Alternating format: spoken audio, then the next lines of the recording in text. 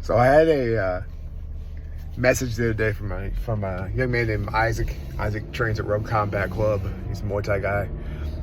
Getting ready to have a match at the end of February. And his question was, originally that fight was supposed to be close to the end of March, but he got brought up and now he's just 3 weeks out. So he asked me, like the program that I'm doing, I'm enjoying it, but the timeline shifted. What do I do that's a little bit different? And so I told Isaac, basically just don't go in and screw anything up. And 3 weeks out, you can make maybe a 1 to 2% improvement. You're just going in and doing some conditioning work on top of your strength work, on top of your technical work. Can't make a difference. But if you decide that you're going to go balls to the walls 10 days in a row, or absolutely all out, you could really destroy yourself before that fight. So what I said was, you'll continue doing an aerobic day because it helps out with recovery. And the bigger your aerobic base, the bigger the potential for output's going to improve. That's what you want. You want your force and you want your output to go up.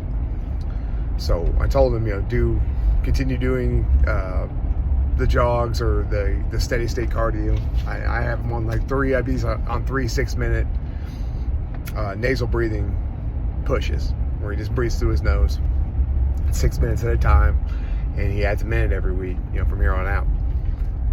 The other days are lactic intervals, and lactic intervals are like the icing on the cake generally.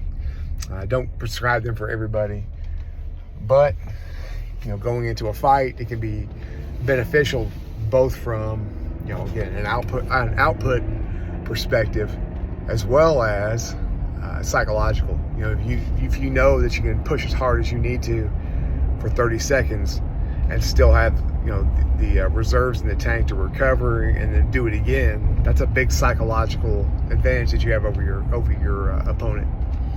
So I told him, do those intervals twice a week, separate them. They're on opposite ends of the week, so bookend your week with those lactic intervals, and then basically that week of fight week, you'll do it one more time, but then you are concerned about making sure you're hydrated, making sure that you're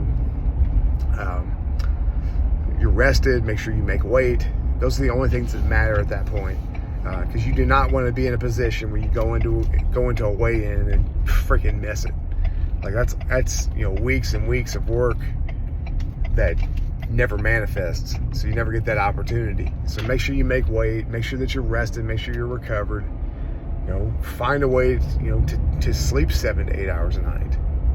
Find a way to take a 30-minute nap throughout the day. These things can drastically improve recovery.